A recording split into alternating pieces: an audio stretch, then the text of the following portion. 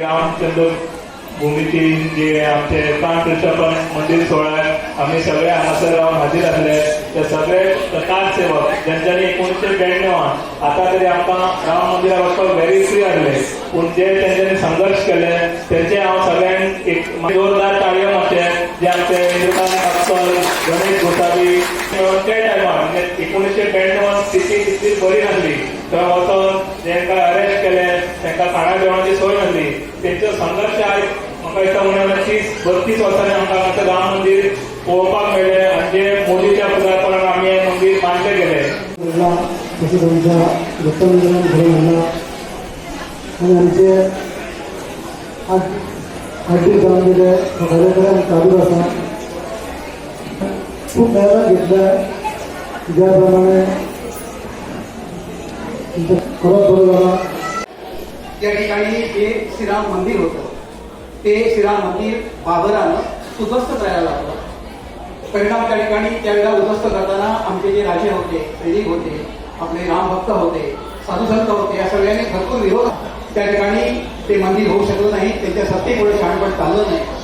पण तरी अनेक वेळेला त्या ठिकाणी लढा दिला गेला ते मंदिर उभारावं म्हणून आणि शेवटी जवळजवळ 500 वर्षे हा लढा दिल्यानंतर लढा तोही द्यावा लागला आणि 500 वर्षानंतर आमचं जे स्वप्न होतं जे स्वप्न यंदा साकार झालेलं आहे. तर हे जी आपले जे रामभक्त होते त्या रामभक्तामध्ये आपल्या गोव्यातून सुद्धा कारसेवक गेलेले होते. परमपूज्य ब्रह्मानंद स्वामी काही जण गेलेले होते.